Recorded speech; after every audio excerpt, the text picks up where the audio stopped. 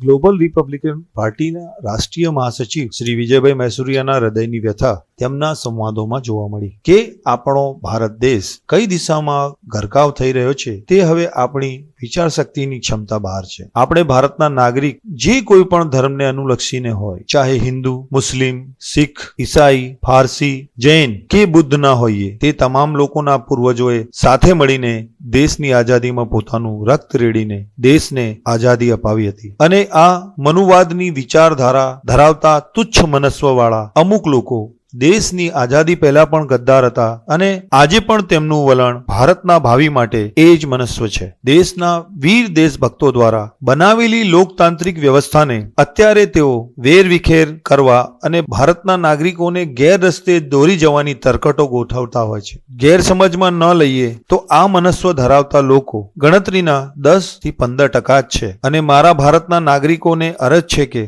આવો આપણે બધા ધર્મ જાતિને બાજુમાં મૂકી ભેગા થઈએ અને આવા તુચ્છ મનસ્વ ધરાવતા લોકોની સામે એક ક્રાંતિ કરીએ। આ એકનું નહીં પણ અનેકના હિતની વાત છે। જ્યારે સત્તા તાનાશાહી થઈ જાય ત્યારે જનતાએ જ વિપક્ષમાં રહેવું પડે છે અને આ સત્તા પર બેઠેલા સત્તાધીશોને સબક શીખવાડવાનો હોય છે। આપણી આઝાદી કોઈ પાર્ટી કે નેતાઓની નથી પણ આપણા પૂર્વજોના રક્તથી મેળવાય છે। આંખ મૂંદીને બેસી રહેવાથી કંઈ નહીં થાય। જાગો, આપણું લોકતંત્ર લૂંટાઈ રહ્યું છે। મારા ભારતવાસીઓ ઉઠો અને દેશની કમાન સંભાળો। જય સંविधान, जय भारत। कर सको तो अपनी वाणी में हुनर पैदा करो, कर सको तो अपनी वाणी में हुनर पैदा करो, रुख हवाओं का जो बदल दे वैसा असर पैदा करो। जीना है अगर इस दुनिया में सम्मान से जिंदगी, जीना है अगर इस दुनिया में सम्मान से जिंदगी तो हर एक एक घर में आम्बेडकर पैदा करो। इतने बाजू इतने सर, इतने दुश्मन ध्यान से, इतने बाजू इतने सर, इतने दुश्मन ध्यान से, हारेगा वो हर बाजी जब खेले हम जी जान से, हारेगा वो हर बाजी जब खेले हम जी जान से। आओ आ जाओ जग पे छा जाओ, इतने बाजू इतने सर, इतने दुश्मन ध्यान से, इतने बाजू इतने सर, इतने दुश्मन ध्यान से, हारेगा वो हर बाजी जब खेले हम जी जान से, हारेगा वो हर बाजी जब खेले हम जी जान से। आओ आ जाओ जग पे छा जाओ,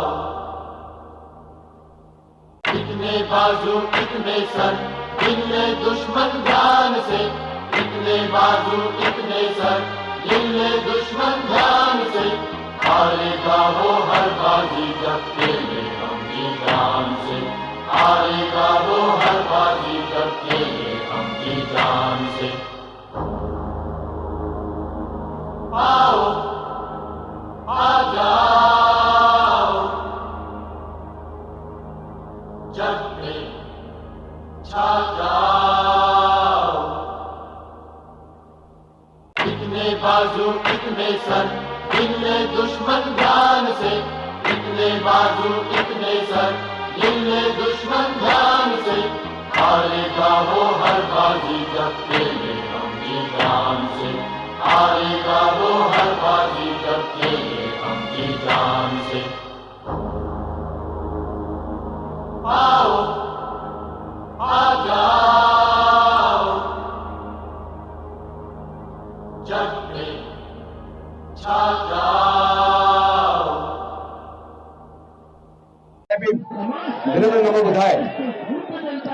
साथियों, आखिर ये भरोसा, ये विश्वास मोदी जी में और बीजेपी के नेताओं में कहां से आता है कि वो कहते हैं अब की बार 300 पार तो 300 पार आ जाती है और इस बार कह रहे हैं अब की बार 400 पार।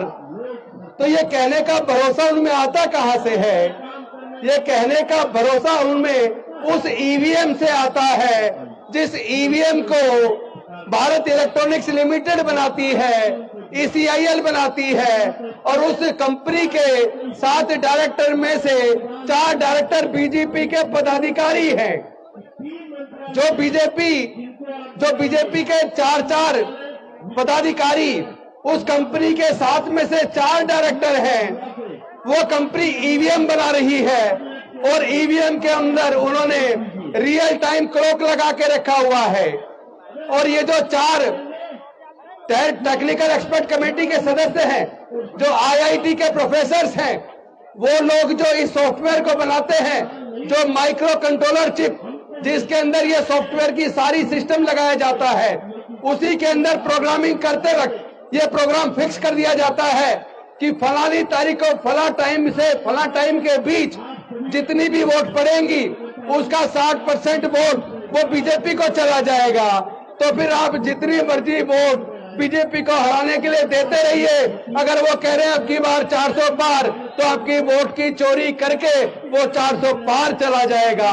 लेकिन इस बार भारत के लोग, डॉक्टर बाबा साहब अम्बेडकर को मानने वाले लोग, डॉक्टर बाबा साहब अम्बेडकर की कुर्बानी को बेकार नहीं जाने देंगे, क्योंकि ये वोट का अधिकार इतने आसानी से नहीं मिला है।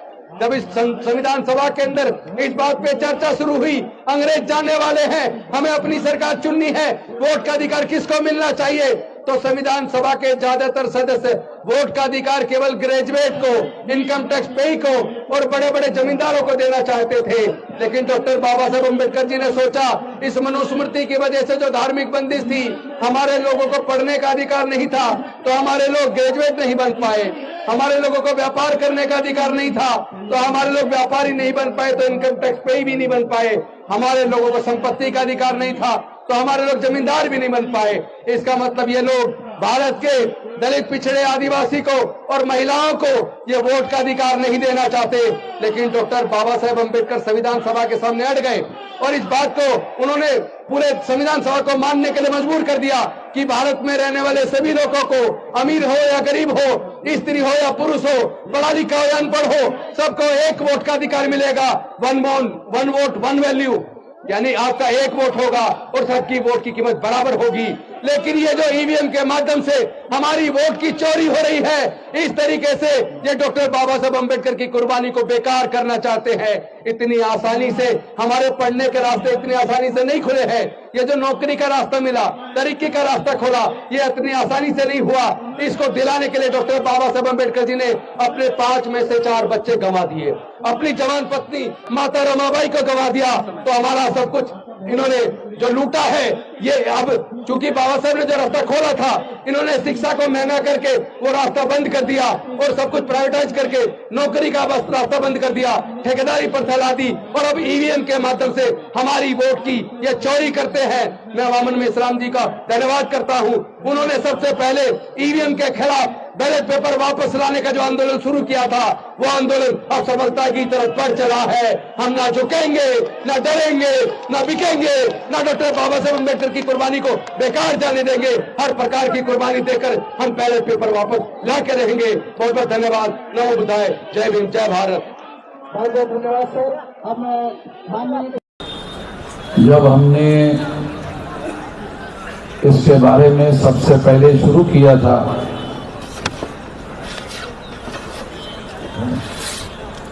जब सबसे पहले हमने शुरू किया था तो लोग इस बात को नहीं मानते थे कि ईवीएम में कोई गड़बड़ी होती है, मगर जो लोग इस बात को नहीं मानते थे कि ईवीएम में कोई गड़बड़ी नहीं होती है, कोई घोटाला नहीं होता है, अब लोग,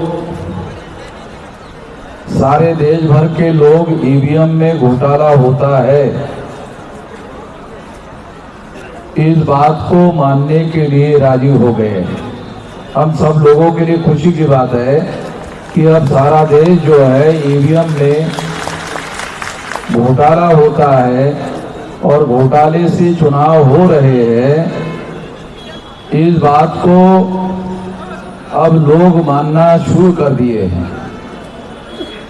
2019 के चुनाव में चुनाव आयोग ने ये कहा था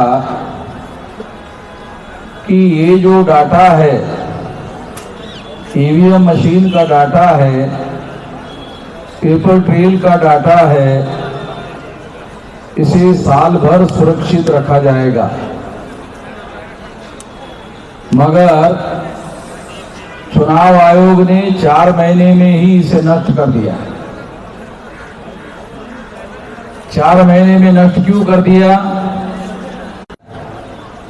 इसलिए चुनाव आयोग को ये चीज मालूम होने की वजह से इसे चुनाव आयोग ने साल भर सुरक्षित रखने के बजाय 4 महीने में ही नष्ट कर दिया।